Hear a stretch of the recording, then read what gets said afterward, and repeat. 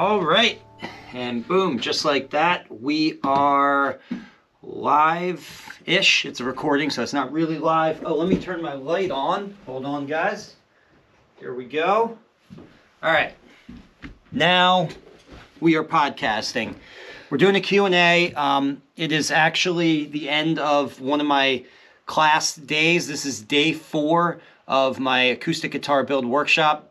2 guys are out here, Jerry and Steven, and they are building 2 orchestra model instruments, which I have right next to me right now. And so before we get into Q&A, I can just show you guys a little bit what the guitars look like about halfway into the build here. So we've got a rosewood back and sides, Sitka spruce top, and you can see these guys are doing really clean work here. So this looks great. So we are at the stage. We are ready. Here's the neck. We are ready to do the mortise and tenon. That's what we're going to be starting off with tomorrow. And so that's pretty cool. I could show you the other guy's guitar, but I mean, it looks the same as this. So they're both doing really clean work. There's been no notable mistakes so far, so that's pretty great. Nothing really to clean up, at least nothing major. Anyway, so that's all good fun.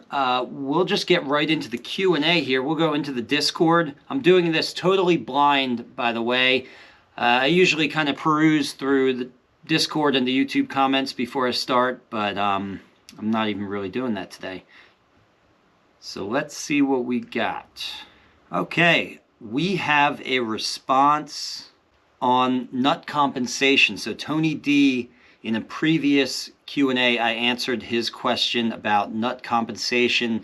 Basically, I just described my understanding of nut compensation. It's not something I do to my guitars, but I have some understanding of what the process is and what a compensated nut means.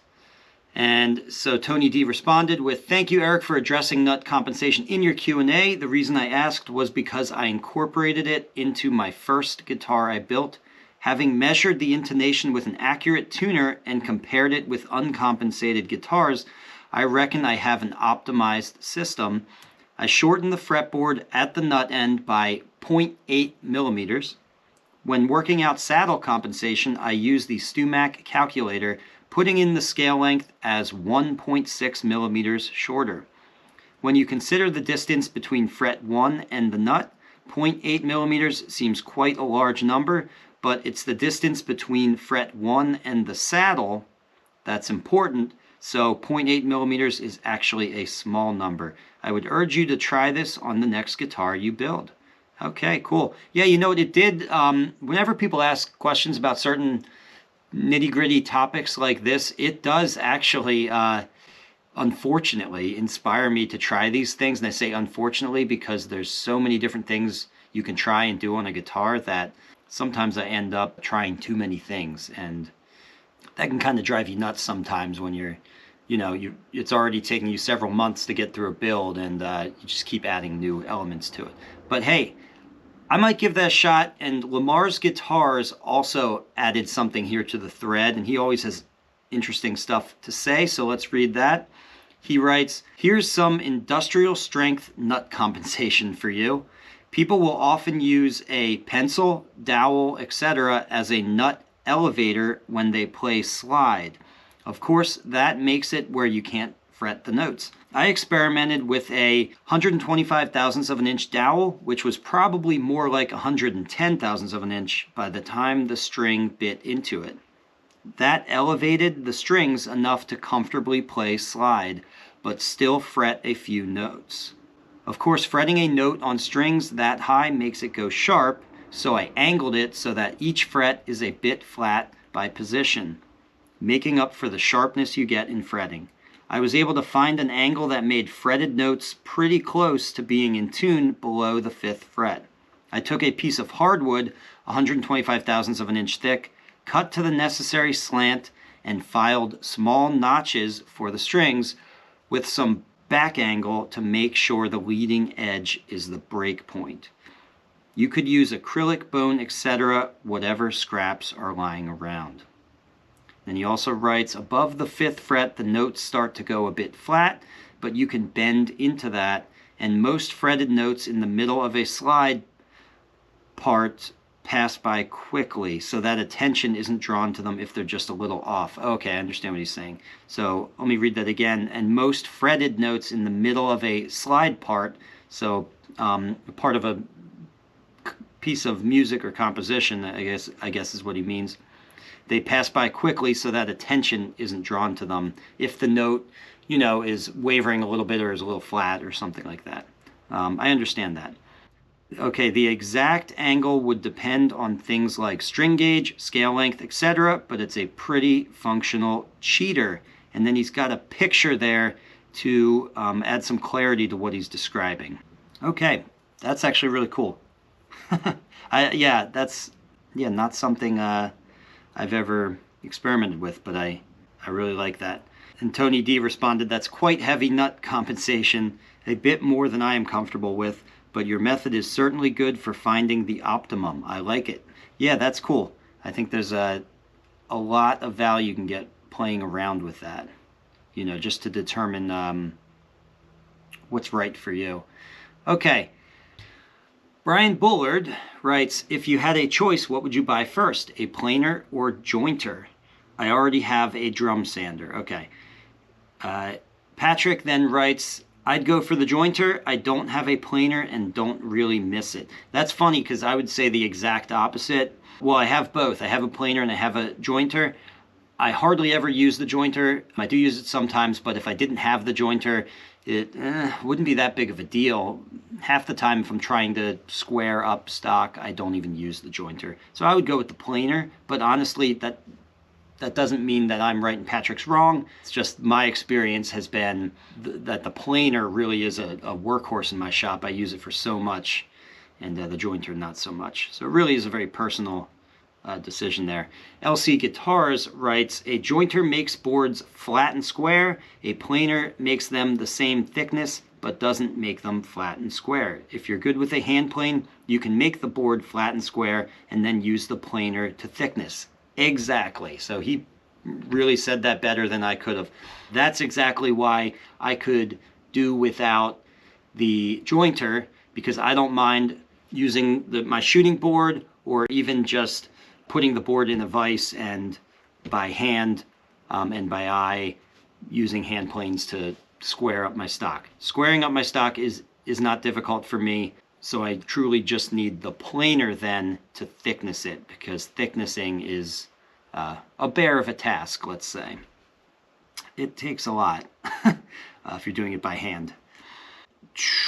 Let's see. Oh, okay. Patrick writes, Stewmac just posted that they will be selling a side bender. I hope they add more of the tools that only LMI carried. Yeah, I heard about this too. I didn't know if it was true, so that's great to hear that Stewmac posted it. Someone's got to, obviously has to pick up some of the slack now that we're losing LMI, and side bending machines were basically one of those things that most people were getting them from LMI.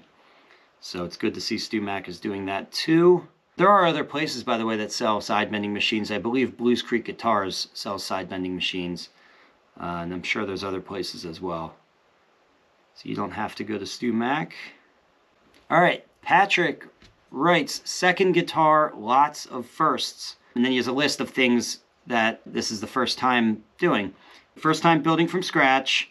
First time neck from scratch. Headstock design. Making a volute, bridge design, gluing bridge using vacuum clamp, cutting saddle slot, laminated sides, using a vacuum bag, gluing top and back plates together, using reverse kerfing, cutting neck mortise and tenon, vine fingerboard inlay, using gold fret wire, extra deep body, making leopard wood binding, gluing, purfling the binding, bending sides using a side bender, bending binding using a side bender, cutting rosette in the top, cutting a nut from scratch, and binding a fretboard. And this is that guitar that I showed on the show earlier that really just looks fantastic. I think it's got a really classy look to it, and I really like the vine inlay and the design for his headstock and his bridge. I think it just works. It's a really cool top too that he has there. So I'll throw this up on the screen, the picture of that guitar. That's pretty cool. A lot of firsts there. Congratulations. Okay. I know we had a lot more in here. You know what? I didn't do a question of the week, but actually what the question of the week basically is this week, although it's not officially listed as the question of the week, is what should I do next? That's kind of what I put out there to the universe. I was asking you guys, hey, I don't really have any plans yet for what I'm even doing next with my next build, so I wanted to kick it out to the world and see what you guys say about that. And I got a lot of responses. Let me see if I can find them in here. Okay, yeah, Brian Bullard. Hey Eric, in response to your last video, you posed a question about your next build. How about a classical, very different from your traditional builds with very different bracing patterns? Think about it. I just don't want to. And I mean, actually, I shouldn't say that. I would very much enjoy a classical, and I would consider that. There's a lot of friction mentally for me to get into a classical build because they're so truly different from a steel string build. I would definitely want to do it in the traditional style of using a Solera board instead of molds. And so there would be a lot of rejigging, you know, there'd be a lot of, it would take an extremely large amount of time compared to anything else I might get invested in right now, just because of the investment in new jigs and tools and stuff in order to do things a little bit differently. But hey, I'm not writing it off. I will actually think about it, but let's see what other people are saying too. If you want to, Patrick writes, if you want to do something completely different, and he, in parentheses, he writes Monty Python, because, you know, that's, the, of course, the Monty Python line there. For something completely different, he says, make a harp guitar. Again, that's maybe a little too much for me to bite off right now. But honestly, American Lutherie, the sort of trade magazine that the Guild of American Luthiers put out a recent edition of American Lutherie that was specifically just a collection of all the articles that it has received in the past about harp guitars, and I've been reading that lately, and so honestly, I don't know, maybe that they are very interesting. But that would be a pretty epic. That would be a pretty epic thing to make some full build videos for, actually. So there is something to that. Okay, and I know there's more responses here, but Patrick is asking, what's the best way to store wood? Should I sticker it or just stack it up? Sticker it. It kind of depends on what it is.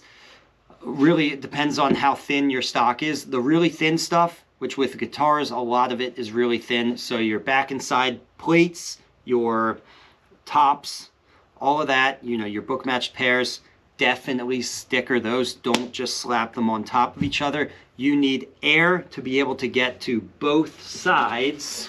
Now this is a finished body here, so maybe holding this up isn't a good example, but we want air to get on both sides of the plates and not just the side that is exposed on one face, so that we have even hygroscopic exchange on both faces. That's what leads to cupping, is the fact that you have moisture escaping on one face and not on the other.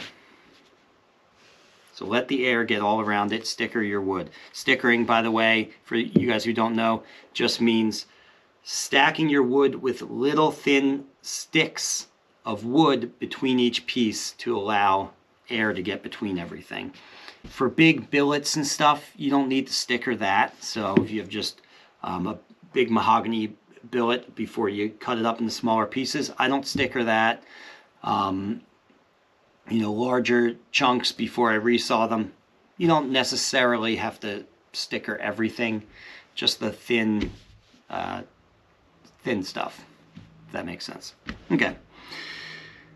ASAT11 writes, how do I sign up to be a gold member? I would like to sit in on some live classes. So He's a member of the members Discord, and ASAT, I don't have gold members yet, so what he's referring to is there's a portion of the members Discord in the top corner that says gold members only, and you can see it says like, you know, there's a section for live streams and special topic videos and stuff like that.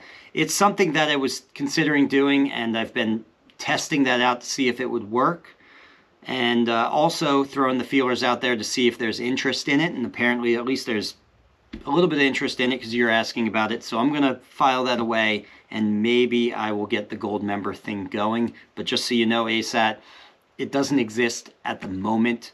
The Discord forum is kind of new, and I'm still working stuff out. I'll let you know, though. I'm going to write your name down, and I will personally let you know if I do get that set up, okay? But honestly, there's a chance that there just might not be enough interest in it.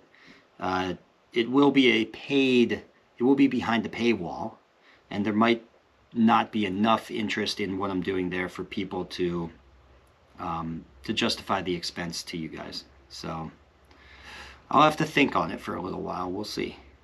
All right. Well, I'm going to jump over. I know you guys have more in there in the Discord, and I'll get to it in the next one. But I'm going to jump over to the YouTube comments and just do a little bit of that before signing off here.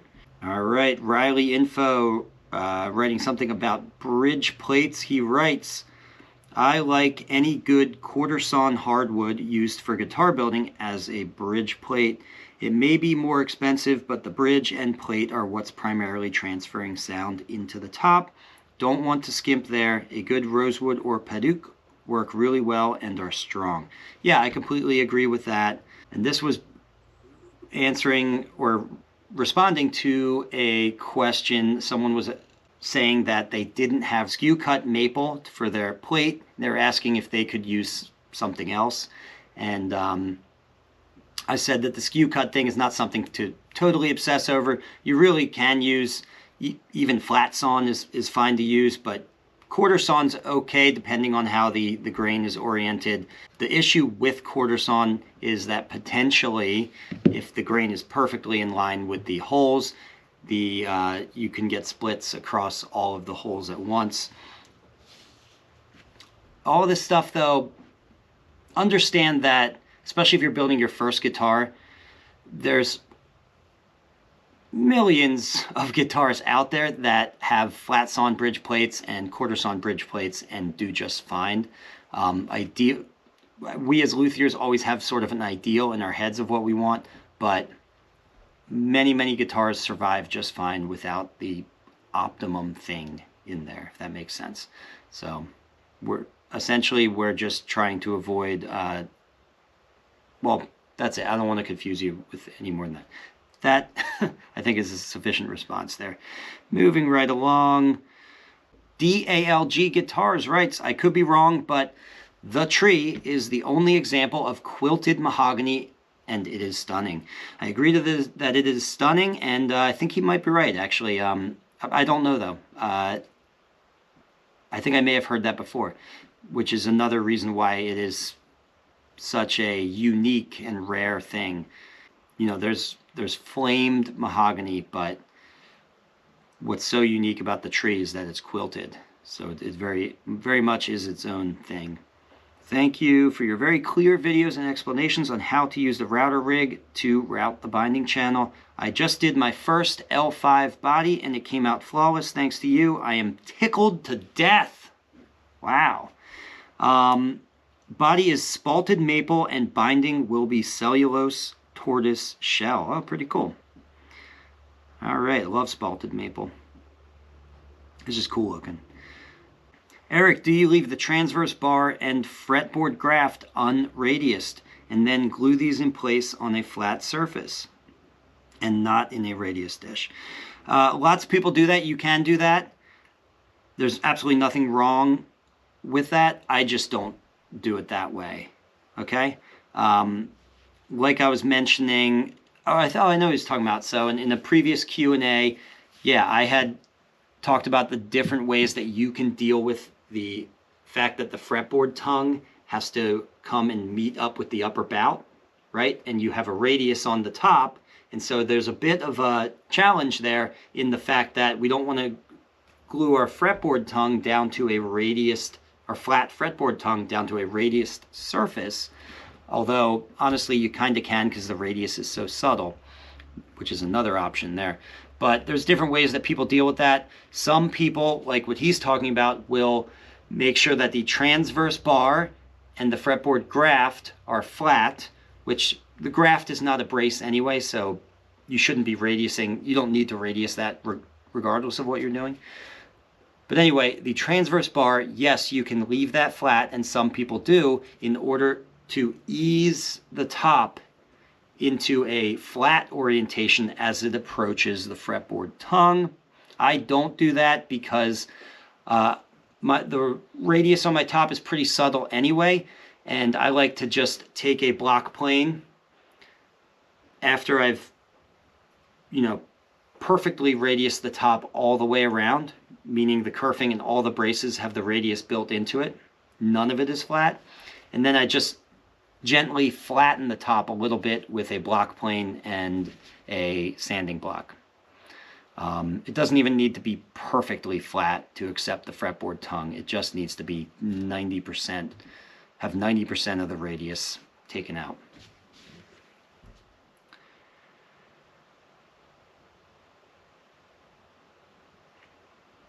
All right, back to people responding to this question of the week that I'm doing about what I should do for the next build. The Pragmatic Luthier writes, suggestion, try a guitar with a soft maple back, rims and neck with a white pine or Douglas fir top. Okay. Okay, so his suggestion is basically like a domestic guitar, which is actually really cool. I would like to do something like that. Especially lately, I've gotten into chainsaws. I watch all these videos on chainsaws. There's a guy out there who's really popular, Buckin' Billy Ray, and his videos are kind of entertaining. And there's a number of other guys too, but I've got some woods in my backyard, not here at the shop. Well, there's a little bit of woods here at the shop, sort of. Not really woods, but trees. But at my house, there's a good amount of woods, and just last year, I mean, we had like 4 or 5 trees come down in storms. And so I've used chainsaws in the past, but lately I've been really getting into just, getting into it as another form of woodworking, really. What's nice is it's you get to get outside, which I absolutely love doing, and you still feel like you're working wood because you're literally cutting trees apart. But yeah, actually I have been considering for a little while, I've actually talked about it here before, been considering sourcing some material literally from the chainsaw. And I even bought a chainsaw mill so that I can cut up some of my rounds that I already have of cherry and other things with the chainsaw, and start resawing from there. And of course, the biggest issue is I need a kiln to dry it. And actually, I do have access. It's not mine, I don't own it, but I do have access to a kiln. So that might be something that I could do. Okay, so far all of your suggestions have been, I haven't laughed at any of these yet. They've all been something that I could do and might be interested in doing. Sunnydale Pro writes, the tree was over 100 feet high and 10 feet in diameter. Wow. Yeah, 10 feet in diameter. Just think about it. 100 foot high isn't that, well, maybe it is for a mahogany tree. I don't know how tall mahogany trees get, but lots of trees are 100 feet high. Not many trees are 10 feet in diameter. That is nuts. So, yeah, I'd imagine you can get a lot of wood out of that. It's still crazy to me how many sets are out there from the tree, though. It still boggles the mind. But, yeah, that's a big-ass tree. All right, I'm going to end on that. Thank you guys for watching. I'll see you guys in the next one. I'm having a great time here in the middle of the workshop with these guys. The dates for the spring workshops are out. Just had a guy sign up yesterday, actually. So they are people are starting to wake up and pay attention to them, and they're starting to fill up. So get them while they're there. There are dates throughout April and a couple dates in May. So check it out at ericschaeferguitars.com. All right, guys. I'll see you in the next one. Bye for now. If you learned something here, please give this video a like and subscribe so you can be notified when I release a new DIY guitar making video. And if you want to really learn more, take one of my structured online courses at ericschaeferguitars.com or register for a hands-on guitar building workshop here with me in Burnville, Pennsylvania.